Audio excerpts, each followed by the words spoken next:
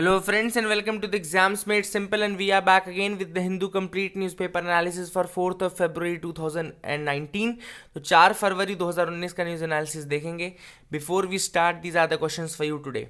The first question is, in which of the following is Malta located? इनमें से कहाँ पे माल्टा लोकेटेड है? Options are Baltic Sea, Mediterranean Sea, West Philippine Sea या North Sea. Question number 2 is, during the freedom struggle, Aruna Asaf Ali was a major women organizer of underground activity in which of the following movements? तो अरुणा असफ अली इनमें से किस movement में उन्होंने major underground activity की थी? Options are civil disobedience movement, non cooperation movement, Quit India movement या Swadeshi movement. Question number 3 is Mekong Ganga cooperation project is. Mekong Ganga cooperation project इनमें से क्या है? Options are irrigation project involving India and Myanmar, a joint tourism initiative of some Asian countries, a hydroelectric power project involving India, Bangladesh and Myanmar, a defense and security agreement of India with its eastern neighbors. This is question number 3. Question number 4 is, which of the following statement about polar vortices, जो भी polar vortex आया था ना, तो polar vortex में मैंने आपको बताया था कि 2 पार्ट हो गए थे, तो वो जो 2 पार्ट हुए थे उनको बोलते हैं polar vortices. Which of the following statement is correct regarding polar vortices? A is, they are weakest during summer and strongest during winter. B, they rotate counterclockwise in the northern hemisphere. C, both A and B. या D, neither A nor B. So these are the 4 questions for you today. Please do try to answer these questions in the comment section below. अगर आपको नहीं आ रहा है तो please do find the answers in Google and then answer the questions. Okay. So these will be the question. In the comment and description you can also find the link to get our PDF. तो हमारी जो compilation है The Hindu and PIB का, वो आप ले सकते हैं अगर आपको लगता है कि आपका current affairs weak है तो please see that sample is uploaded. अगर sample सही लगे तो ही आप PDF आगे लीजिएगा. Now let's start with the news analysis part. The first news is that Manipur film maker to return Padma Shri. तो एक बार अवार्ड वापसी अब दोबारा शुरू हो गई. पहले एक अवार्ड वापसी शुरू हुई थी इंटॉलरेंस के टाइम पे, जब बोला जा रहा था कि बहुत ज़्यादा इंटॉलरेंस है हमारी कंट्री में. Now this returning of awards has again started. First is against the citizenship bill. तो सिटीजनशिप बिल के प्रोटेस्ट में नॉर्थ ईस्टर्न जो स्टेट्स हैं वहाँ के जो रिनाउंड पर्सनैलिटीज़ हैं उन्होंने अपना अवार्ड देना शुरू कर दिया है. फॉर एग्जाम्पल अरिबम श्याम शर्मा, ये नाम याद रखिएगा, अरिबम श्याम शर्मा. एंड ये फिल्म मेकर है, म्यूजिक कंपोजर है. Is from Manipur film maker and music composer Aribam Shyam Sharma. And he has decided to return his 2006 Padma Shri award. Okay, तो पद्मश्री 2006 का इनको मिला था, वो इसको रिटर्न करने वाले हैं in protest of the citizenship amendment bill 2016. तो सिटीजनशिप अमेंडमेंट बिल 2016 क्या है कि 6 नॉन मुस्लिम कम्युनिटीज़, जिसमें Hindus, Christians, Parsis, Jain, Sikh और बुद्धिस्ट, ये कम्युनिटीज़ के लोग जो हैं from 3 countries, that is Pakistan, Bangladesh and Afghanistan, अगर वो आते हैं इंडिया में टिल 31 दिसंबर 2014, तो 31 दिसंबर 2014 की कट ऑफ डेट ली गई है. उसके पहले तक अगर वो लगा रहे हैं तो उनको सिटीजनशिप देनी पड़ेगी गवर्नमेंट को, उनको सिटीजनशिप देनी पड़ेगी इंडिया की without any documents as well. तो ये बात जो है ये नॉर्थ ईस्टर्न स्टेट्स को पसंद नहीं है, बिकॉज अभी जैसे आप जो एनआरसी का प्रोसेस है उसी को देख लीजिए. तो असम में हो रहा है NRC, national register of citizenship. उसमें जो कट ऑफ डेट है वो कितनी है आपकी? 23 आई थिंक मार्च 1971. ओके, तो मान लीजिए मार्च 1971 है, तो 1971 से 2014 तक के लोगों को भी अब उनको सिटीजनशिप देनी पड़ेगी अगर वो इस 6 नॉन मुस्लिम कम्युनिटी से बिलोंग करते हैं और अगर वो पाकिस्तान, अफगानिस्तान या आपके बांग्लादेश से रिटर्न आते हैं. तो ये कॉन्ट्राडिक्टरी चीज़ें हैं और इन्हीं के अगेंस्ट प्रोटेस्ट चल रहा है in the north eastern regions. और अरिबम श्याम शर्मा जो कि एक फिल्म मेकर है, he has decided to return his Padma award in this. और अन्ना हजारे ने भी बोला है कि वो अपना पद्म अवार्ड रिटर्न कर देंगे अगर लोकपाल के लिए कुछ नहीं किया गया. तो इस तरह से अब थोड़ा एक दोबारा से ये ट्रेंड शुरू हुआ है अवार्ड वापसी का. ये डिसेंट है, अपने तरीके का डिसेंट ही है, एंड डिसेंट शो करने के अलग अलग तरीके होते हैं. Now Congress slams MP governor. अब एमपी गवर्नर हैं कौन? आनंदीबेन पटेल हैं. तो देखो अपने को कंट्रोवर्सी में नहीं जाना है कि उन्होंने क्या बोला क्या नहीं बोला. वैसे उन्होंने एक तरीके से क्या किया है कि उन्होंने बीजेपी को प्रमोट किया है. मतलब अभी वो दौरे में आई थी एंड बीजेपी को उन्होंने प्रमोट किया, लेकिन ये सही भी नहीं, क्योंकि as a governor you not just governor of a party. आप किसी पार्टी के गवर्नर नहीं, पूरे स्टेट को रिप्रेजेंट करते हैं, तो आपको ये शोभा नहीं देता. Same goes with the prime minister as well. Prime minister आप किसी एक पार्टी के नहीं ना, ये तो prime minister of the entire country. हर सिटीजन के आप प्राइम मिनिस्टर हैं, चाहे वो किसी भी पार्टी का, चाहे कोई भी आइडियोलॉजी रखता हो. तो let me tell you some facts regarding governor. वही वाले फैक्ट्स बताऊंगा जो एग्जाम में फंसाने वाले हैं और जहाँ पे थोड़ा बहुत भी कन्फ्यूजन हो सकता है. तो let's start with the governor. तो constitution makes two eligibility conditions for appointment of governor. दो कंडीशंस रखता है constitution for the appointment of governor. ये गवर्नर एक कॉन्स्टिट्यूशनल पोस्ट है, आप सबको पता है, क्योंकि कॉन्स्टिट्यूशन में आर्टिकल्स भी दिए गए हैं ओके इसके रिगार्डिंग। एंड दो कंडीशंस हैं, एलिजिबिलिटी कंडीशंस है। First, he should be a citizen of India, citizen of India होना जरूरी है उनको। And he should have completed 35 years of age, तो 35 साल की एज उनको कंप्लीट करनी जरूरी है। Apart from that it's up to the president, यानी कि सेंट्रल गवर्नमेंट, प्रेसिडेंट क्योंकि कहाँ से एक्ट करता है, president acts on the advice of central government. ये तो हमको सबको पता है कि president generally acts on the advice of central government. So it is up to the president और सेंट्रल गवर्नमेंट एक तरीके से to decide who can be appointed as the governor. तो पूरा जो ये से रहता है ना, ये गवर्नर का से रहता है। इसीलिए क्या होता है, जब सेंट्रल गवर्नमेंट चेंज होती है, अगर गवर्नमेंट चेंज हो रही है, तो मोस्ट ऑफ द स्टेट्स के चीफ ये गवर्नर बदल जाते हैं। Okay, most of the states के गवर्नर बदल जाते हैं, क्योंकि लोग फिर अपने चुने हुए लोगों को रखने लगते हैं, जो उसको स्पॉइल सिस्टम बोलते हैं। अमेरिका का स्पॉइल सिस्टम होता है ना, उसी तरीके से। Now governor is generally an outsider. Now ये बहुत इंपॉर्टेंट पॉइंट है जो मैं बता रहा हूँ। गवर्नर जनरली एक आउटसाइडर होता है, मतलब उस स्टेट का नहीं होता जिस स्टेट में उसको गवर्नर बनाया जाता है। Now this is a convention and not a constitutional requirement. Please make sure you understand this. ये कॉन्स्टिट्यूशन में नहीं लिखा हुआ है कि उनको उसका आउटसाइडर होना जरूरी है। It's just a convention, time tested convention है ये। तो ये याद रखेगा, यूपीएससी फंसाएगा तो क्या बोलेगा कि according to constitution the governor should be an outsider not from the state. वो लिख देगा अकॉर्डिंग टू द कॉन्स्टिट्यूशन, तो वहां पे स्टेटमेंट गलत हो जाएगा। क्यों? क्योंकि it's not according to the constitution, rather it's according to the convention. Okay, तो conventions can be change. Conventions just एक प्रोसेस है कि जो फॉलो की जा रही है, लेकिन वो ऐसा नहीं जरूरी नहीं कि वो कॉन्स्टिट्यूशन में लिखी गई प्रोसेस। ओके, ना ओथ जो सॉरी कुछ और फैक्ट्स हैं।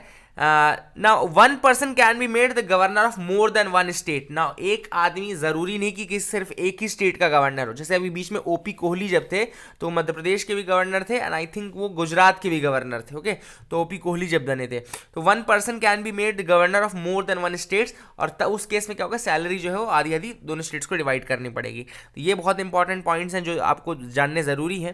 Now the governor should not be a member of any house of the parliament.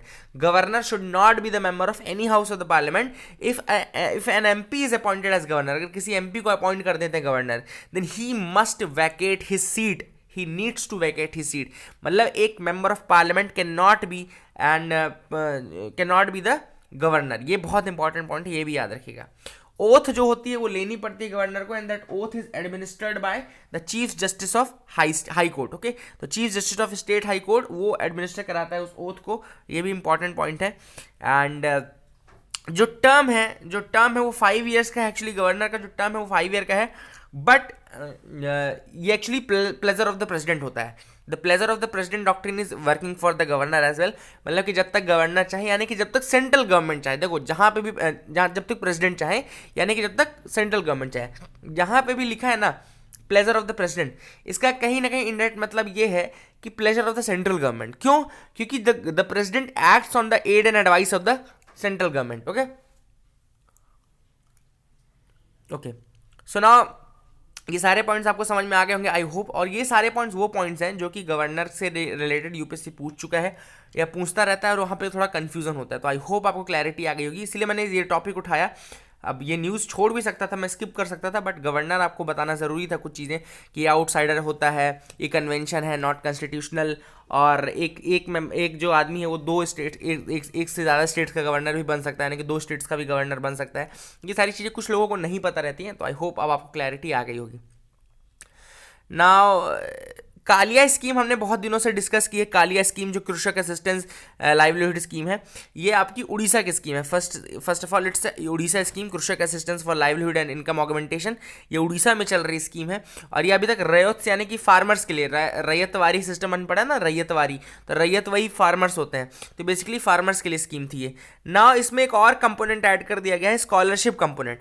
तो स्कॉलरशिप कंपोनेंट भी ऐड कर दिया गया है, मतलब कि जो बेनिफिशियरीज के बच्चे हैं, जो चिल्ड्रन ऑफ द बेनिफिशियरीज हैं, they will get scholarship under the Kalia छात्रवृत्ति प्रोग्राम। ओके, कालिया छात्रवृत्ति प्रोग्राम। छात्रवृत्ति मतलब वही जो चिल्ड्रन असिस्टेंस है या स्टूडेंट असिस्टेंस है, उसको बोलते हैं छात्रवृत्ति। एंड ताकि वो हायर एजुकेशन परस्यू कर सकें, so that they can pursue the higher education. तो ये याद रखिएगा, ये भी इनकम जो स्कीम है, इस बेसिकली इस स्कीम के अंतर्गत ही पैसा दिया जाता है, मॉनेटरी सपोर्ट दिया जाता है डायरेक्टली फार्मर्स को। ये सब याद रखिएगा चीज़ें, है ना, this is very important.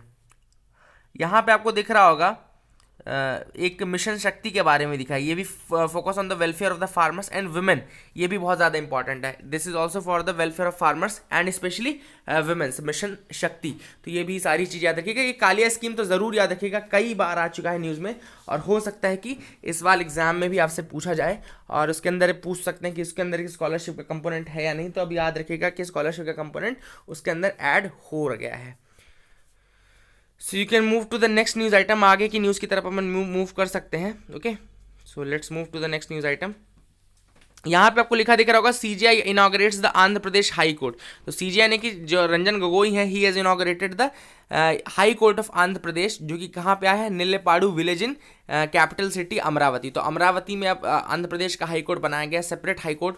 Okay, तो पहले बहुत ज़्यादा इसका भी इशू चल रहा था कि सेपरेट हाई कोर्ट होगा कि सेम हाई कोर्ट होगा आंध्र प्रदेश तेलंगाना का, बट फाइनली अमरावती जो कैपिटल है आंध्र प्रदेश की, वहाँ पे सेपरेट हाई कोर्ट ये बनाया गया है, एंड नेलेपाड़ू विलेज में। Okay, Nelapadu village Amaravati. So that is important, please make sure you remember this. आगे की तरफ मूव करते हैं। As Kerala government relents endosulfan agitation ends. तो एंडोसल्फान बेसिकली बैन की गई थी आपके केरला में। तो एंडोसल्फान एक तरीके का याद रखिएगा यूज़ होता है, जो पेस्टिसाइड्स केमिकल्स यहाँ पे इसके अंतर्गत यूज़ हुआ था। एंड केरला में कैश्यू नट का बहुत ज़्यादा कंजम्पशन होता है, कैश्यू नट में भी बहुत ज़्यादा यूज़ किया गया था। एंड कासरगोड डिस्ट्रिक्ट में बेसिकली हुआ था। तो अभी जो एजिटेशन चल रहा था वो बेसिकली इसलिए चल रहा था ताकि जो फैमिलीज अफेक्टेड हुई थी because of that, so that the families which were affected because of the endosulfan use, तो उनको रिहेबिलिटेशन और कंपनसेशन मिल सके। तो that is the important news. अगर आपसे कोई पूछे कि किस स्टेट में एंडोसल्फान पॉइजनिंग हुई थी, यानी कि कहाँ हुई थी, तो केरला याद रखिएगा, केरला वेरी इंपॉर्टेंट, कासरगोड, और कैश्यू वहाँ पे प्रोडक्शन भी होता है। ये सारी चीज़ें बहुत ज़्यादा इंपॉर्टेंट है, इनको याद रखिएगा। ओके, नाउ यहाँ पे एक टर्म आया था वाराही हाइडल प्रोजेक्ट। तो वाराही हाइडल प्रोजेक्ट अगर आपसे कोई पूछता है कहाँ पर है, तो आपको बताना है कर्नाटका। तो ये लोकेशन बेस्ड ही है, match the column type question में आ सकता है। तो बस ये फैक्ट्स तो जरूर याद रखने हैं अपने को। अगर आप नोट्स बनाते हैं तो लिखते जाइए, अदरवाइज हम पीडीएफ में तो इन सब चीज़ों को डालते ही हैं। ओके, तो वाराही हाइडल प्रोजेक्ट अगर आपसे कोई पूछता है तो कहाँ पर रहेगा, वो कर्नाटका में रहेगा। तो इस तरह से लोकेशन बेस्ड चीज़ें भी आती रहती हैं, तो वो भी मैं आपको इसलिए बताता रहता हूँ क्योंकि पूछ सकता है। Okay, now Hyderabad hand ISRO's success story. Now यहाँ पे बेसिकली बताया गया कि एक फर्म है which is in Hyderabad, that firm plays a very important role in the PSLV launches. तो जो PSLV लॉन्चेस होती हैं इसरो की, उसमें बहुत इंपॉर्टेंट रोल एक हैदराबाद की छोटी सी फर्म का है। Okay, the name of that firm is ASACO, यानी कि ASACO यहाँ पे लिखा हुआ ना, ASACO. The name of the Hyderabad firm is ASACO. और ये क्या करता है basically, this firm has got the expertise in manufacturing the complete integrated PS4 engine. Okay, तो PS4 इंजन यानी कि PSLV का जो 4th स्टेज का इंजन है, उनको डेवलप करने में इनकी बहुत ज़्यादा महारत हासिल हो गई है। They have mastered the manufacturing of complete integrated PS4 engine, जो कि 4th स्टेज PSLV में होते हैं अंडर द इसरो। ओके, तो ये बहुत इंपॉर्टेंट चीज़ है। असाको नाम याद रखिए, अगर आपसे कोई पूछता है असाको क्या है तो आप उसको बता सकें ताकि। ओके, एंड ये लोग जो हैं ये they have been doing this since 1986, and 2008 से ये पूरा इसरो के हर एक लॉन्च में इन्होंने ही ये डेवलप किया है from 2008। Okay, and they have been the sole supplier of ISRO for these engines. Okay, तो this is very important news item. यहाँ पे आपको एक वेस्ट टू स्कल्पचर दिख रहा होगा। यहाँ पे देखो, वेस्ट प्रोडक्ट से बनाया गया स्कल्पचर है, और this is at the venue of national conference of the material recycling association of India, जो कि कोची में है। National conference of material recycling association of India, जो कि कहाँ पे हो रहा है, जो कि कोची में है। So that is again important. Araku valley भी नाम आया था अभी, तो लोकेशन बेस्ड ही। अराकू वैली याद रखिएगा, आंध्र प्रदेश में है। अराकू वैली फेमस है, and this is in Andhra Pradesh. तो ये भी एक फैक्ट याद रखिएगा। So you can move to the next news item. आगे की तरफ मूव करते हैं अपन। यहाँ पे आपको दिख रहा होगा काजीरंगा नेशनल पार्क, तो काजीरंगा नेशनल पार्क हम सबको पता है कि कहाँ पर है, वो असम में है। Very very important. One horn rhinoceros काफ़ी ज़्यादा इंपॉर्टेंट है वन हॉर्न राइनोसरस के लिए। एंड यहाँ पे दुधवा टाइगर रिजर्व का भी नाम है, तो Dudhwa tiger reserve is in Uttar Pradesh, तो ये भी याद रखिएगा, दुधवा टाइगर रिजर्व उत्तर प्रदेश में। एक लोकेशन मैं आपको पूछता हूँ, राजा जी कहाँ पर है? ओके, तो राजा जी कहाँ पर आपको बताना है। आई थिंक वो भी 49th या 50th टाइगर रिजर्व है, तो वो बताइएगा आप कि ये राजा जी कहाँ पर है। Now let's come to the editorial section, यहाँ पे एडिटोरियल डिस्कस कर लेते हैं। First is the standard deviations. Now this is on the centre's refusal to release the employment related data. अभी रिसेंटली आप सबको पता है कि बिजनेस स्टैंडर्ड न्यूज़पेपर में एक डाटा रिलीज किया गया था unemployment related, which said that the unemployment in the country is at a 45 year high. मतलब कि 45 सालों में सबसे अधिक अनएम्प्लॉयमेंट जो है वो इस समय है, और 6% समथिंग के आसपास वो अनएम्प्लॉयमेंट था। नाउ सेंटर ने उसको रिफ्यूज़ किया, नीति आयोग ने काफ़ी ज़्यादा रिफ्यूज़ किया है, आप सबको पता है उसके बारे में कि उन्होंने कहा था कि ऐसा नहीं है कि हमारे यहाँ जॉब नहीं है, जॉब हमारे यहाँ थी लेकिन लोगों ने लो क्वालिटी जॉब नहीं किए। This is what they said and they rejected the data. उसके बाद हुआ क्या कि जो नेशनल स्टैटिस्टिकल कमीशन के लोग हैं, जैसे कि PC मोहनन, JV मीनाक्षी, इन सब मेंबर्स ने रिज़ाइन करना शुरू कर दिया करके, और सारे मेंबर्स ने रिज़ाइन कर दिया नेशनल स्टैटिस्टिकल कमीशन के। नाउ जब उन्होंने रिज़ाइन किया, एक तरीके से डिसेंट के रूप में रिज़ाइन किया। क्यों रिज़ाइन किया? क्योंकि उनका डेटा एक तो रिलीज़ नहीं किया जा रहा था, प्लस बैक सीरीज़ का डेटा भी जो GDP का था वो भी मतलब समझ रहे हैं ना, उसका भी डिसेंट था उनके अंदर। तो all these things were happening because of that. Now centre क्यों नहीं रिलीज कर रहा है data? First question is why centre is not releasing the data. Centre is not releasing the data because ये फेवरेबल नहीं है, it is not too flattering as well. तो favourable नहीं है प्लस फ्लैटरिंग नहीं है, मतलब कि उनके फेवर में नहीं जाता है, क्योंकि लोगों को ये लगेगा कि यार इस गवर्नमेंट में तो यार बहुत ज़्यादा अनएम्प्लॉयमेंट रह गया। तो because of all these things ये डेटा रिलीज नहीं किया जा रहा है। नाउ कुछ लोगों ने क्या कहा है, and some people are saying that कि ये जो गवर्नमेंट है वो जॉब प्रोवाइड कर रही है, लेकिन कुछ लोग बोल रहे हैं नहीं प्रोवाइड कर रही है, और जो एक्चुअल डेटा है वो एक रिलीज नहीं करने दे रहे हैं। तो अगर ऐसा नहीं होगा तो एक तरीके से जो क्रेडिबिलिटी है गवर्नमेंट के ऊपर वो लूज हो जाती है, लोगों की जो क्रेडिबिलिटी है गवर्नमेंट की जैसा होना चाहिए वो नहीं हो पाएगा। सो ये सारे इशूज़ हैं ना। कुछ सजेशन दिए गए हैं एडिटोरियल में, जैसे कि first suggestion is government should lay down the data as per its schedule timing to ensure the credibility of Indian data, ताकि क्रेडिबिलिटी मेंटेन रहे। जैसा मैंने बोला ना, क्रेडिबिलिटी नहीं रह जाएगी, तो क्रेडिबिलिटी अगर आपको रखनी है तो आपको जल्दी से जल्दी ऐसा डेटा जो शेड्यूल टाइमिंग है उसमें रिलीज करना जरूरी है। Then government should learn from the UPA government to take criticism chin up. अगर आपका ठीक है, अगर आपका कोई प्रेज करता है तब तो आप बिल्कुल पूरा क्रेडिट ले लेते हो, लेकिन आपको कोई अगर क्रिटिसाइज कर रहा है तो आपके अंदर इतनी गट्स होनी चाहिए, यानी कि इतनी आपके अंदर स्ट्रेंथ होनी चाहिए to face that criticism. Okay, तो अगर आपने ठीक है, अगर हर चीज़ तो आप सुधार भी नहीं सकते, आपको एक्सेप्ट कर लेना चाहिए ना कि ठीक है हर चीज़ हम नहीं सुधार सकते इतने शॉर्ट पीरियड में या 5 साल के पीरियड में, तो हमको वो चीज़ एक्सेप्ट कर लेनी चाहिए at least. So that is the thing जो सजेशन है ऑथर का, कि आपको एक्सेप्ट करना चाहिए और उसके बाद आपको डेटा रिलीज करना चाहिए। Legitimacy of the basic structure, basically this article is on the need of basic structure doctrine. तो पहले तो ऑथर ने बताया कि बेसिक स्ट्रक्चर कहाँ से आया, तो आप सबको पता होना चाहिए ये चीज़ कि बेसिक स्ट्रक्चर डॉक्ट्रिन आई थी 1973 के Kesavananda Bharati versus state of Kerala case से। ओके, तो Kesavananda Bharati versus state of Kerala case, very important case 1973। Okay, और उसका जजमेंट था जो कि बेसिक स्ट्रक्चर की शुरुआत की, जिसने की बेसिक स्ट्रक्चर क्या बोलता है कि कॉन्स्टिट्यूशन के कुछ ऐसे बेसिक स्ट्रक्चर्स हैं, यानी कुछ ऐसे बेसिक टेनेंट्स हैं, यानी कि कुछ ऐसे बेसिक आइडियल्स है जिनको कि आप चेंज नहीं कर सकते, मतलब आप जिनको डिग्रेड नहीं कर सकते। ओके, कुछ ऐसी चीजें हैं जो कि आप डिग्रेड नहीं कर सकते या उनको इन्फ्रिंज नहीं कर सकते। सो that is the thing basic structure के अंदर। Now 103rd constitutional amendment bill जब से पास हुआ है, अमेंडमेंट एक्ट जब से बना है, तब से बहुत लोगों ने इसको क्रिटिसाइज किया बेसिक स्ट्रक्चर को। तो कुछ ने क्रिटिसाइज भी किया है, पर कुछ फेवर कर रहे हैं बेसिक स्ट्रक्चर का भी। तो जो लोग पहले क्रिटिसाइज कर रहे हैं उनके आर्गूमेंट सुन लेते हैं। तो arguments given by those who are criticising the basic structure doctrine, पहले उनके आर्गुमेंट्स देख लेते हैं, फिर अपन देखेंगे जो सपोर्ट कर रहे हैं। जो लोग क्रिटिसाइज कर रहे हैं उनका पहला आर्गुमेंट है कि that this doctrine has no basis in the constitutional text. Constitution में इसके बारे में कुछ नहीं मेंशन है, कॉन्स्टिट्यूशन नहीं बोलता है बेसिक स्ट्रक्चर के बारे में। दस this phrase does not get the authority from the constitution, ये इसकी अथॉरिटी कॉन्स्टिट्यूशन से नहीं प्राप्त है, इसलिए ये लेजिटिमेट नहीं है। तो ऑथर कह रहे हैं कि जो लोग क्रिटिसाइज करते हैं सबसे पहला पॉइंट ये बोलते हैं कि since constitution does not mention about the basic structure therefore it is not legal, it is not legitimate.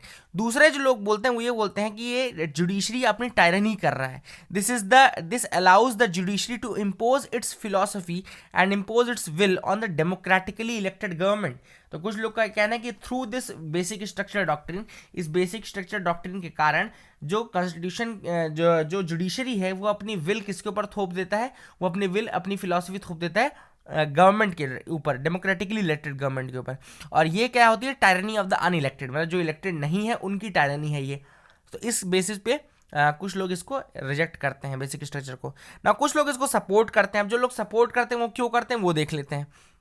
First important thing that basic structure doctrine is essential to check the power of a majoritarian government। जो basic structure है वो ये make sure करता है कि जो power है majoritarian government की वो controlled रहे, which is the constitutionalism। देखो constitutionalism की philosophy क्या बोलती है कि जो government elected है उसकी पावर लिमिटेड होनी चाहिए, उसकी पावर को लिमिट करना बहुत ज़्यादा ज़रूरी है। This is what constitutionalism means. तो वही है कि बेसिक स्ट्रक्चर इस चीज़ को मेक श्योर करता है कि जो गवर्नमेंट है कि उसकी पावर जो है वो थोड़ा चेक्ड रहे, that should be checked power, that should not B unlimited power. Okay, और ऐसा ना हो कि किसी दिन जो कॉन्स्टिट्यूशन के बेसिक फीचर्स हैं, कॉन्स्टिट्यूशन के जो बेसिक आइडियल्स हैं उन्हीं को अंडरमाइन कर दिए गवर्नमेंट। ये इसलिए इसको ज़रूरी है बेसिक स्ट्रक्चर को रखना। दूसरे लोग जो बोलते हैं ये बोलते हैं parliament is the creation of constitution and not constitution is the creation of parliament. जो पार्लियामेंट है वो कॉन्स्टिट्यूशन का क्रिएशन है, ना कि कॉन्स्टिट्यूशन पार्लियामेंट का क्रिएशन है। इसलिए पार्लियामेंट के पास ऐसी पावर नहीं होनी चाहिए कि वो एक दिन कॉन्स्टिट्यूशन को ही रिमूव कर दे। That is the reason why this power should not be given to the parliament so that it might overthrow the constitution itself. तीसरा जो रीजन है वो ये है कि constitutional amendment should not bring out a new constitution. देखो तीसरा point बहुत अच्छा पॉइंट है, उन्होंने कहा कॉन्स्टिट्यूशनल अमेंडमेंट करके आप एक नया कॉन्स्टिट्यूशन नहीं ला सकते। अमेंडमेंट का मतलब होता है minor changes in the existing constitution, not a new constitution. इसीलिए बेसिक स्ट्रक्चर रखा गया है ताकि जो बेसिक फीचर्स हैं, जो बेसिक जो आत्मा है कॉन्स्टिट्यूशन की वो चेंज ना की जाए, केवल छोटे मोटे मेकअप टाइप के जो चेंजेस हैं वो ही बस किए जाए। ना कुछ चीज़ें हैं जो कि बेसिक स्ट्रक्चर के अंदर आती हैं, these things might increase in future, क्योंकि देखो बेसिक स्ट्रक्चर के अंदर क्या चीज़ आएगी ये सुप्रीम कोर्ट ही डिसाइड करता है इन इट्स वेरियस जजमेंट्स। तो वो बहुत पहले जो 1973 से जो जजमेंट्स चल रहे हैं उनके थ्रू एक एक करके बाद में जब सुप्रीम कोर्ट को लगता है कि हाँ ठीक है यार इसको भी लाना चाहिए, तो वो केस बाय केस बेसिस पे उसको ऐड करता जाता है। तो कुछ चीज़ें हैं यहाँ थोड़ा रिपीटिशन भी हो सकता है क्योंकि अलग अलग केसेस से मैंने उठाए हैं तो रिपीट भी होती हैं बातें। तो देखते हैं क्या क्या चीज़ें, जैसे कि supremacy of the constitution, it's an basic structure का पार्ट है ये। Republican and democratic form of government, secular character of the constitution, separation of powers between legislature, executive and judiciary, then federal character of the constitution, welfare state that is very important, unity and integrity of the nation, sovereignty of India, democratic character of polity, फिर unity दोबारा आ गया देखो, essential features of the individual freedom secured to the citizen, welfare state, then sovereign, parliamentary democracy again, 3 organs of the state, then equality of status and opportunity of an individual, जो 103rd constitutional amendment act है यानी कि economically weaker section वाला, उससे कह रहे हैं कि equality of status and opportunity of an individual ही है जो कि उसके कारण वायलेट हो गया है। देन सेक्युलरिज्म, ये आपका SR बम्बई केस 1994 में आया था, secularism and freedom of the conscience and religion, government of law and not of man, that is rule of law. ये सारे जो हैं वो बेसिक स्ट्रक्चर के पार्ट हैं। इसके अलावा भी बहुत चीज़ें हो सकती हैं या है भी, तो आप उनको लिख दीजिएगा। अगर आपको कुछ याद आ रही तो आप please write that down, okay, तो वो भी आप लिख दीजिएगा। तो आई होप आपको क्लैरिटी आ गई, काफ़ी ज़्यादा अच्छे से मैंने डिटेल में समझाने की कोशिश की है। Hawkish move now, basically this article is on the INF treaty, जो intermediate range nuclear forces treaty है उससे विड्रॉ कर गया है यूएसए। ये intermediate range nuclear force treaty जो थी वो 1987 की ट्रीटी थी, जो कि रोनाल्ड रीगन यूएसए के प्रेसिडेंट और मिखाइल गोबराचेव जो कि यूएसएसआर को रिप्रेजेंट करते हैं उनके बीच में साइन की गई थी।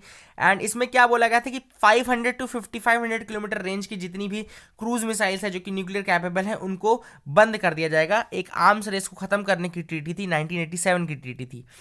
जो ऑफिशियल रीजन दिया है यूएसए ने वो दिया है कि रशिया जो है वो वॉयलेट कर रहा है ट्रीटी को, इसलिए हम इसको छोड़ रहे हैं। लेकिन जो रियल रीजन है बेसिकली वो ये है कि China is developing nuclear capabilities, China अपनी न्यूक्लियर कैपेबिलिटीज को बहुत ज़्यादा डेवलप कर रहा है और इस कारण यूएसए चाहता है कि वो पीछे ना रहे किसी भी मामले में, तो अब वो इस ट्रीटी ऑब्लिगेशन से बाहर आ गया है। नाउ ऑथर का ये कहना है कि यूएस आगे जाके स्टार्ट जो स्ट्रेटेजिक आर्म्स रिडक्शन ट्रीटी है उससे भी बाहर आ सकता है। ये भी यूएसए और यूएसएसआर की ट्रीटी है START, that is strategic arms reduction treaty, and this pull of USA might begin the cold war era nuclear arms race. तो अब अगर एक एक करके यूएसए अपनी सारी ट्रीटी से बाहर आ जाएगा तो फिर से जो आर्म्स रेस चल रही थी कोल्ड वॉर के टाइम में वो दोबारा शुरू हो जाएगी। और अगर मान लो आपके लिए क्वेश्चन आता है लिखने के लिए कि cold war is reviving, cold war दोबारा रिवाइव हो रहा है, तो आप ये सारी चीजें उसमें लिखेंगे कि कोल्ड वॉर के टाइम में भी आर्म्स रेस चल रही थी और आज भी एक आर्म्स रेस वर्ल्ड में शुरू हो गई है, which is evident by USA pulling out of this INF treaty. तो वहां पे आप जाके इसको कोट करोगे तब आपका नंबर अच्छे मिलेंगे। ओके, तो ये सारी चीजें हैं जो कि इस आर्टिकल में डिस्कस की गई हैं। Afghanistan at a cross road, basically this article on the peace process of Afghanistan, जो अफगानिस्तान में पीस प्रोसेस हो रही है उसके बारे में ये आर्टिकल है। अब यूएसए ने अपॉइंट किया है ज़ैलमे खालिजाद को as the negotiator with Taliban ना। ऑथर का ये कह रहा है कि ठीक है आप यूएसए बहुत सारा काम कर रहा है, तालिबान से बात कर रहा है, लेकिन जो वहाँ की स्टैब्लिश्ड गवर्नमेंट है और जो वहाँ के लोग हैं, do not take these people for granted, do not take that established government for granted. और आप ठीक है अपने लेवल पे आप तालिबान से बात करते जा रहे हो, आप अपने लेवल पे एग्रीमेंट कर लोगे, आप अपने लेवल पे वहाँ बात करके पीस भी ला दोगे, लेकिन जब तक आप वहाँ के लोगों को इंक्लूड नहीं करोगे, वहाँ की गवर्नमेंट को इंक्लूड नहीं करोगे, तब तक वो पीस प्रोसेस बिल्कुल कंप्लीट नहीं होगी और तब तक आपको कोई भी उससे पॉजिटिव रिजल्ट नहीं मिलेगा। ओके, और यहाँ पे एक ऑपरेशन का बात किया गया है कि author highlights the role of USA in raising Taliban post 1979। तो 1979 में जब वहाँ पे यूएसएसआर का एंट्री हो रहा था उस टाइम पे यूएसए ने भी एंट्री की और वहाँ से तालिबान को बनाने में इनफैक्ट यूएसए का ही पूरा हाथ है। तालिबान बना ही यूएसए के कारण है, यूएसए का क्रिएशन। जैसे सलवा जुडूम था ना, यहाँ पे सलवा जुडूम आपका नक्सलाइट एरियाज में था छत्तीसगढ़ रीजन में, उसी तरीके से तालिबान आपका हुआ 1979 के बाद वहां पे बनाया गया। ऑपरेशन साइक्लोन था जो कि स्टार्ट किया गया था, ऑपरेशन साइक्लोन बाय यूएसए, और उसके कारण ये स्टार्ट हुआ सारी चीजें। तो वही चीज बोलेगी ऑथर द्वारा कि प्लीज इंक्लूड द, अगर आप कोई पीस प्रोसेस करना चाहते हो तो don't impose that peace process on the people, rather take the people with you, लोगों को अपने साथ लो और वहां की जो स्टैब्लिश्ड गवर्नमेंट है उनको अपने साथ लो, तभी जाके वो पीस प्रोसेस कंप्लीट हो पाएगी। Now let's come to the op-ed page, और यहाँ पे इमेजिनिंग अल्टरनेटिव फ्यूचर्स, बेसिकली ये जो op-ed है लिखा गया है on the young India Adhikar मार्च। तो अभी यंग इंडिया अधिकार मार्च शुरू होगा बेसिकली 7 फरवरी आई थिंक को, 7 फरवरी को रैली ऑर्गेनाइज कर रहे हैं यंग इंडिया अधिकार मार्च।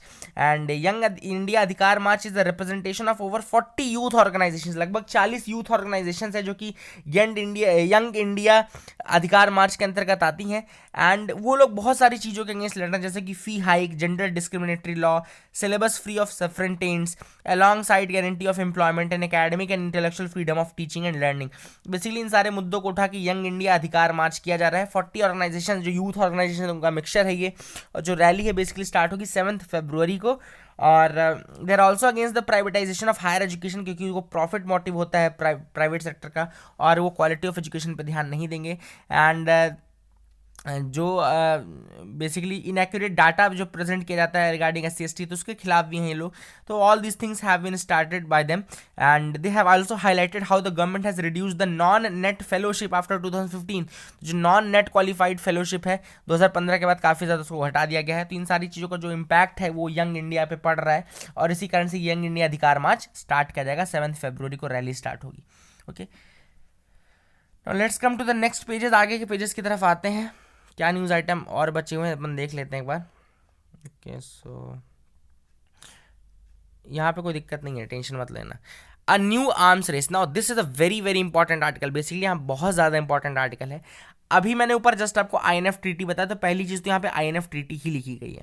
अब जो यूएसए ने बोला है, बेसिकली बोला है कि रशिया ने क्रूज मिसाइल बनाई नोवेटर 9M729, ये मिसाइल बनाई क्रूज मिसाइल, और इस मिसाइल के कारण आपका उन्होंने ये चीज़ देखो यहाँ पे लिखा है नोवेटर 9M729 ये वायलेट करती है पैक्ट को। और रशिया ने फिर डिनाई किया इस एलिगेशन को, उन्होंने कहा कि हमने कुछ नहीं किया, उसकी रेंज भी हमने कम रखी थी, जो 500 से नीचे की रेंज थी उसको, तो इस कारण से उसने वायलेट नहीं किया ना। चाइना ने भी बहुत सारी मिसाइल्स बनाना शुरू कर दी है और चाइना ने भी न्यूक्लियर वेपनरी बनाना शुरू कर दिया, जिसके कारण यूएसए को लग रहा है कहीं वो पीछे ना रह जाए। बेसिकली मेजर रीज़न यही है। INF हमने बताया कि ये दिसंबर 8 1987 को ट्रीटी साइन की गई थी। 500 से 5500 यानी कि 500 टू 500 किलोमीटर की रेंज है। और it came into force on June 1 1988। तो फोर्स में कब आई ये ट्रीटी? जून 1 1988। एंड जो दोनों कंट्रीज थी उन्होंने अपना रिडक्शन कंप्लीट कर लिया था बाय 1991। तो this is the impact of that treaty कि 1991 तक 500 टू 500 किलोमीटर की जितनी रेंज की न्यूक्लियर मिसाइल्स थी इंटरमीडिएट, वो सारी बंद कर दी गई थी। नाउ इसके अलावा एक और फैक्ट इस आर्टिकल में बहुत अच्छा है कि 9 न्यूक्लियर कंट्रीज हैं, बेसिकली बिग 9 जिनको बोला जाता है, वर्ल्ड्स 9 न्यूक्लियर पावर्स। और उनके नाम देख लीजिए एक बार। वर्ल्ड्स 9 न्यूक्लियर पावर्स में पहला है यूएसए, पहला है इनफैक्ट रशिया, सबसे ज़्यादा रशिया के पास है। देन यूएसए के पास है, देन आपका फ्रांस है, देन आपका पाकिस्तान है, देन चाइना है, देन इंडिया है, देन यूके है, देन इजराइल है, नॉर्थ कोरिया है। ये सारी जो कंट्रीज़ हैं ये आपकी द बिग 9 कहलाती हैं, यानी कि जो 9 न्यूक्लियर पावर कंट्रीज़ हैं। फिर से नाम बता देता हूँ, north Korea, Russia, USA, UK, France, Pakistan, China, Israel, India, ये सारी कंट्रीज़ हैं। ओके, वेरी इंपॉर्टेंट, ये 9 कंट्रीज हैं। देखो इस आईएनएफ ट्रीटी के अलावा भी कुछ ट्रीटीज़ हैं, इस आईएनएफ ट्रीटी के अलावा भी कुछ ट्रीटीज़ हैं, जैसे कि एक ट्रीटी है strategic arms limitation treaty talks, जो कि सॉल्ट कहलाती है। Okay, strategic arms limitation talks salt कहलाती है। निगोशिएशन जो शुरू हुआ था उसका 1969 में शुरू हुआ था। And by 1972 SALT had produce the anti ballistic missiles treaty, ABM treaty, जो एंटी बैलिस्टिक मिसाइल ट्रीटी आई थी because of the SALT negotiation, यानी कि strategic arms limitation talks, talks यानी बातचीत ना, उसके कारण आया था। तो सॉल्ट ट्रीटी भी याद रखिएगा, यूएसए यूएसएसआर की ही है स्ट्रेटेजिक आर्म्स लिमिटेशन टॉक्स जिसको बोलते हैं। और उसके बाद ही एंटी बैलिस्टिक मिसाइल ट्रीटी आई, एंटी बैलिस्टिक मिसाइल ट्रीटी या इंटरकॉन्टिनेंटल बैलिस्टिक मिसाइल ट्रीटी, ये सारी चीज़ें। ओके, और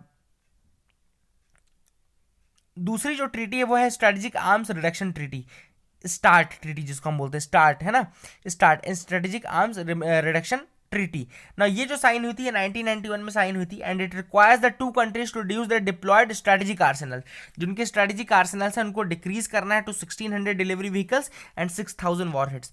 इस नंबर पर लाके डिक्रीज करना है, मतलब आर्सेनल्स को 1600 तक करना है एंड डिलीवरी व्हीकल्स को एंड 6000 वॉरहेड्स आपको इससे ज़्यादा नहीं रखने हैं। तो ये जो रिडक्शन है इसका काम दिसंबर 2001 तक कंप्लीट हो गया था स्टार्ट ट्रीटी में। फिर तीसरी जो ट्रीटी है वो न्यू स्टार्ट कहलाती है, ये भी यूएसए और यूएसएसआर के बीच की ट्रीटी है सॉरी, जिसको बोलते हैं न्यू स्टार्ट ट्रीटी। अब न्यू स्टार्ट जो है बेसिकली 2010 में साइन की गई थी और ये लिमिट करती है 1500 स्ट्रेटेजिक वॉरहेड्स को एंड 700 डिलीवरी सिस्टम्स को, और ज़्यादा रिड्यूस करती है। ओके, तो जो ये लिमिटेशन है ये न्यू स्टार्ट ट्रीटी के अंतर्गत आया, जो कि 2010 में आई।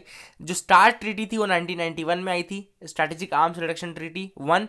फिर न्यू स्टार्ट आई जो दूसरी है ये 2010 में आई, और ये फोर्स में आई 2011 में और एक्सपायर होगी 2021 में। तो ये कुछ ट्रीटीज़ हैं जिनके अलग अलग, और यहाँ से अगर ये यूएसए बार बार बाहर हो जाता है अगर स्टार्ट ट्रीटी से भी, देखो सॉल्ट ट्रीटी से वो बाहर हो चुका है, सॉल्ट से वो ऑलरेडी बाहर हो चुका है 2001 में ही, 2002 में ही बाहर हो चुका है यूएसए, है ना। तो ये इंपॉर्टेंट है, याद रखिएगा। सॉल्ट यानी कि स्ट्रेटेजिक आर्म्स लिमिटेशन टॉक्स, और फिर स्टार्ट ट्रीटी, स्टार्ट 1 और न्यू स्टार्ट। 9 कंट्रीज के नाम फिर से बता देता हूँ, USA, UK, France, Pakistan, Israel, India, China, north Korea, Russia, ये कंट्रीज के नाम याद रखिएगा। रशिया के पास सबसे ज़्यादा वॉरहेड्स हैं। Now we can move to the next pages, आगे के पेजेस की तरफ मूव करते हैं, देखते हैं कुछ न्यूज़ अगर बची है तो। अ booster dose for consumption and investment. Now basically this article is on the interim budget. अब बजट के बारे में ये कि बहुत ज़्यादा इससे जो प्राइवेट इन्वेस्टमेंट साइकिल है वो स्टार्ट हो सकता है और कंजम्पशन भी बहुत ज़्यादा बढ़ सकता है। नाउ इस बजट में कुछ ऐसी चीज़ें हैं जिस कारण की ये सारी चीज़ें हो सकती हैं। जैसे कि पहली इंपॉर्टेंट चीज़ जो है वो है पीएम किसान योजना। पीएम किसान योजना के तहत हर साल लगभग आपको 6000 रुपये एक्स्ट्रा मिलेंगे। अब हर फार्मर को अगर 6000 रुपये एक्स्ट्रा मिलेंगे तो उसका बेनिफिट किसको होगा, उससे कंजम्पशन तो बढ़ेगा ही ना। एक फार्मर को 6000 रुपये मिल रहे हैं, तो इसका मतलब है कि कहीं ना कहीं कंजम्पशन बढ़ेगा। अब वो किस कारण बढ़ेगा, क्योंकि वो स्मॉलर मार्जिनल फार्मर्स थे जिनके पास 2 हेक्टेयर से कम का लैंड था, अब उन लोगों को ये दी जा रहा है। तो जो लोग कंजम्पशन नहीं करते थे पहले वो भी करना शुरू कर देंगे, तो बेसिकली कंजम्पशन विल स्टार्ट। दूसरा जो अपना जो मानधन है, जो मानधन योजना है जिसके अंतर्गत पेंशन दी जाएगी ₹3000 की अनऑर्गेनाइज सेक्टर के लोगों को, तो वो जो पेंशन दी जाएगी उस कारण से भी कंजम्पशन बढ़ेगा, क्योंकि लोगों के पास पैसा आएगा तो कंजम्पशन बढ़ेगा। जब कंजम्पशन बढ़ेगा तो इन्वेस्टमेंट भी बढ़ेगा। अब जो चीज़ कंज्यूम हो रही है उसके ऊपर इन्वेस्टमेंट तो लोग करेंगे ही ना, क्योंकि वो चीज़ खत्म भी तो होगी, तो लोग उसके ऊपर ज़्यादा से ज़्यादा आपका इन्वेस्टमेंट भी करेंगे, तो इन्वेस्टमेंट भी बढ़ेगा और कंजम्पशन भी बढ़ेगा। एंड मिडिल क्लास का जो टैक्स रिबेट है, जिसका 5 लाख से कम तक के लोगों को पूरा टैक्स बिल्कुल माफ़ किया जा रहा है, तो 12,500 का फ़ायदा उनको भी होगा पूरे एक फाइनेंशियल ईयर में। 12,500 का फ़ायदा हो रहा था, तो वहाँ से भी कंजम्पशन बढ़ेगा। TDS का भी आपका रेंज बढ़ा दिया गया है, 10,000 से 40,000 कर दिया गया है। Okay, so all this things are going to help for boosting the consumption. और जब कंजम्पशन बूस्ट होगा तो कहीं ना कहीं उसके इन्वेस्टमेंट में भी देखने को मिलेगा कि आपको फ़ायदा है। For example national highways development जो किया जा रहा है, उस कारण से लोग जो व्हीकल्स है, कमर्शियल व्हीकल्स है, वो ज़्यादा से ज़्यादा खरीदने की कोशिश करेंगे। तो ये सारे बेनिफिट्स हैं जो कि कंजम्पशन होंगे और आगे जाके ग्रोथ में स्पर्ट दिखेगा आपको। अब pink revolution quietly takes shape in Maharashtra. तो बेसिकली पिंक रेवोल्यूशन जो है वो मीट से रिलेटेड है, मीट इंडस्ट्री, पोल्ट्री इंडस्ट्री से रिलेटेड है। लेकिन याद रखिएगा मीट बेसिक है, तो वहाँ यहाँ पे पिग मीट के लिए महाराष्ट्र में किया जा रहा है फॉर पिंक रेवोल्यूशन। जो लोग जिनके अंदर प्रोटीन डिफिशियंसी आ जाती है and if they are not getting proper amount of diet and all, तो उन कारण से उनको प्रॉपर अफोर्डेबल मीट प्रोवाइड हो सके, पिग मीट प्रोवाइड हो सके, and it also gives the livelihood to the farmers. Okay, तो pink revolution is in making in Maharashtra. Pink revolution याद रखिएगा मीट रिलेटेड है। Okay, so that is it from this part. Last page में आते हैं, देखते हैं। यहाँ पे एक नाम आया था पेरोविस्काइट्स। ओके, तो पेरोविस्काइट्स बेसिकली यहाँ पे जनरेट करते हैं सोलर सेल्स। जो new generation cheap solar cells हैं वो जनरेट करने के लिए पेरोविस्काइट्स का यूज़ किया जाता है। पेरोविस्काइट सोलर सेल उनको बोलते हैं। ओके, टिन हेलाइड और ये सारी चीज़ें यहाँ पे होती हैं। एंड हबल स्पेस टेलीस्कोप किसका है, याद रखिएगा, हबल स्पेस टेलीस्कोप आपका नासा का है। ओके, नासा का ही है, जिसने अभी ड्वार्फ स्टार्स ढूंढे हैं। एंड हबल अगर आपसे कोई पूछता है तो वो नासा का ही है, तो ये याद रखेगा। देन पेरोविस्काइट्स की ही बात आगे बढ़ाते हैं। पेरोविस्काइट्स बेसिकली क्या है कि अगर उनका यूज़ किया जाता है तो जो सोलर पैनल बनेंगे वो लाइट बनेंगे, फ्लेक्सिबल बनेंगे, एफिशिएंट बनेंगे और इनएक्सपेंसिव भी बनेंगे। तो लाइट, फ्लेक्सिबल, एफिशिएंट और इनएक्सपेंसिव, ये एडवांटेजेस हैं यूजिंग पेरोविस्काइट्स। और अगर वो एक्सपेंसिव नहीं होंगे प्लस लाइट होंगे तो उनका यूज़ आप कार्स में कर सकते हैं, ड्रोन्स में कर सकते हैं, आप लैपटॉप्स में कर सकते हैं, बहुत सारी चीज़ों में आप उनका यूज़ कर सकते हैं बेसिकली। तो ये सारी चीज़ें हैं जो कि पेरोविस्काइट्स का यूज़ करना आती हैं। पेरोविस्काइट्स, सोलर सेल्स और टिन हेलाइड और ये सारी चीज़ों से बनता है। So that is it for the day friends. I hope you like the video. Please do like, share, subscribe, keep loving us, keep sharing us. Thank you and have a nice day.